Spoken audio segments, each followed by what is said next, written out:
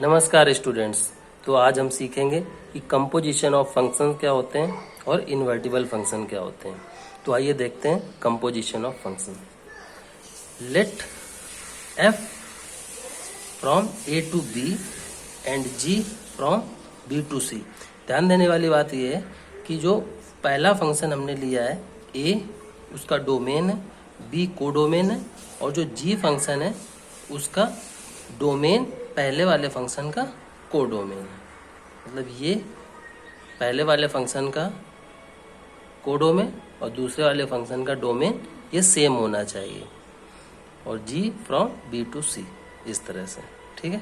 B two functions, हमें इसी तरह के दो फंक्शन लेने हैं इसमें पहले फंक्शन का कोडोमेन और दूसरे फंक्शन का डोमेन एक जैसा हो। Then the composition of F and G denoted by G of F. G O F लिखते हैं, जी ऑफ गॉफ भी बोल देते हैं। Is defined as the function G O F. तो ये भी एक फंक्शन बनाएगा। कैसा फंक्शन बनाएगा? A to C. तो पहले वाले का डोमेन और दूसरे वाले का कोडोमेन, इस तरह से फंक्शन होगा। तो जो चीजें कॉमन थी वो दोनों वो सेट इसमें नहीं इंक्लूड होगा। G O F is from A to C is given by, किस तरह से गिवन बाय होगा? G of F X is equal to G of F X. तो पहले हम एफ एक्स लेंगे और उसके बाद उसका जी के साथ फंक्शन की वैल्यू निकालेंगे। For all X belongs to A. तो सभी के सभी एक्स के लिए हम ये वैल्यूज फाइंड करेंगे। कैसे फाइंड करेंगे? ए से। ए क्या है? डोमेन है किसका? पहले वाले फंक्शन एफ का, ठीक है। इसको थोड़ा डायग्राम से भी समझ लेते हैं। एक ये सेट ले लिया, ए, ये बी, ये सी।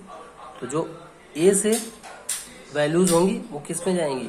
जब फंक्शन के अंडर कंपोजिशन होगा तो एफ एक्स बनेगा। और अगर जी के साथ लेंगे तो G of X, G of F X बनेगा। इस तरह से हम सॉल्व करेंगे। लेकिन अगर डायरेक्ट देखेंगे तो ए से सी पर डिफाइन होगा, उसको हम क्या बोलेंगे? उसको हम जी ओ एफ बोलेंगे। तो इस तरह से हम कंपोजिशन निकालेंगे। इसका यूज करेंगे हम इन्वर्टिबल फंक्शन में।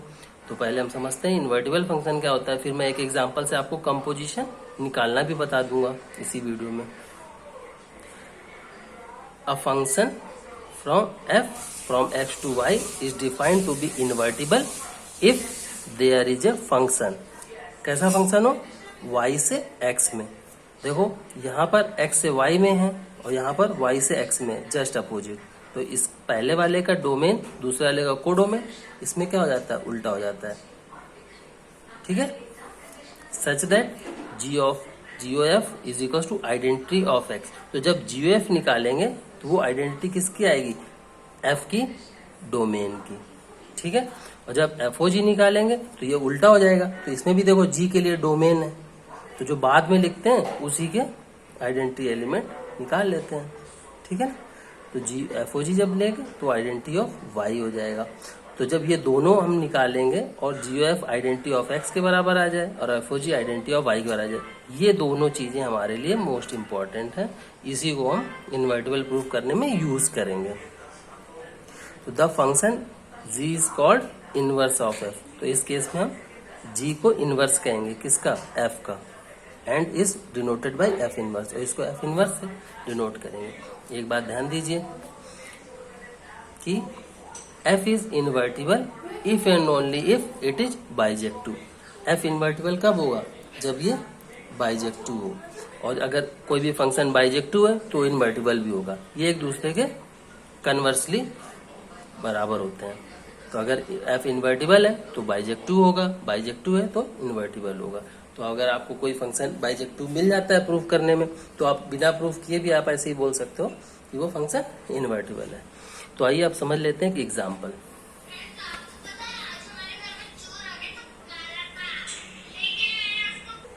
तो हम देखते हैं एक्सरसाइज 1.1 का पहला क्वेश्चन, उसको कैसे सॉल्व करेंगे। बाकी एग्जाम्पल्स में भी इस तरह के क्वेश्चन हैं, उसको आप भी देख लीजिएगा। अगर नहीं समझ में आता है तो बताइएगा, तो मैं उसको भी समझा दूंगा। तो एफ कहाँ से डिफाइन किया हुआ है? 1 3 4। ये इसका क्या हो गया? डोमेन हो गया। कोडोमेन क्या होगा? 1 2 5, ठीक है।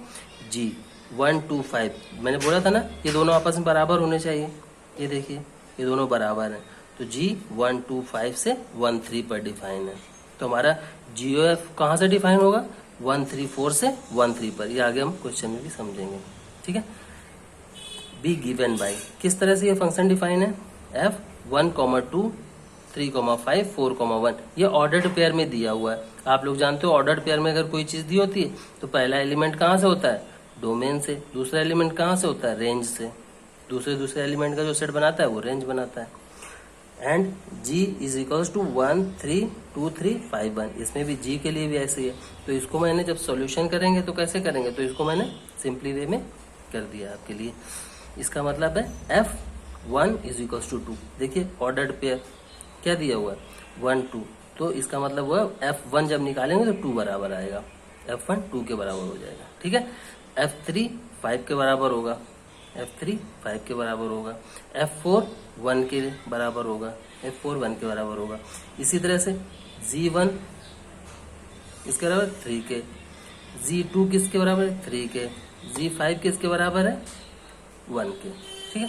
अब हम फंक्शन कंसीडर करेंगे GOF 1 3 4 से 1 3 तक। मैंने बोला था पहले वाले का डोमेन से दूसरे वाले के कोडोमेन में फंक्शन GOF डिफाइन होता है, पहले वाले के डोमेन से दूसरे वाले कोडोमेन।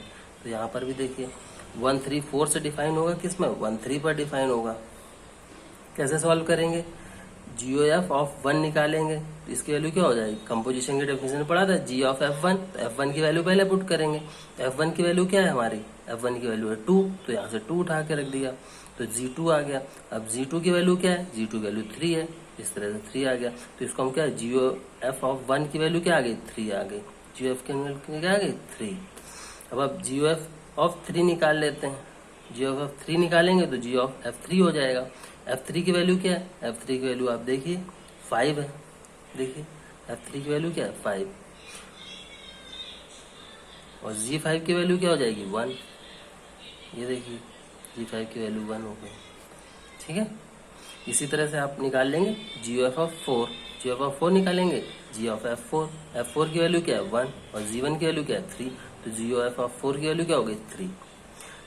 तो इस तरह से हम क्या कहेंगे, हेंस GOF सच दैट 1 3 4 से 1 3 इज गिवन बाय, किस तरह से, जिस तरह से हमको क्वेश्चन दिया होता है उसी तरह से आंसर भी हमको पुट करना होता है। तो जो ऑर्डर्ड पेयर में हमको क्वेश्चन पूछा था तो हम ऑर्डर्ड पेयर में ही आंसर देंगे, तो ये हमारा आंसर हो जाएगा कि GOF की जो वैल्यू आएगी तो पहले एलिमेंट की इमेज क्या किस पर जाएगी, 3 पर, और दूसरे एलिमेंट 3 की इमेज किस पर जाएगी, 1 पर, और 4 की किस पर जाएगी, उसकी भी 3 पर जाएगी। इस तरह से हम इसको सॉल्व करेंगे। तो आई थिंक आपको समझ में आ गया होगा। अब आगे हम इन्वर्टिबल के एग्जाम्पल समझेंगे नेक्स्ट वीडियो में। तब तक के लिए खुश रहिए, धन्यवाद।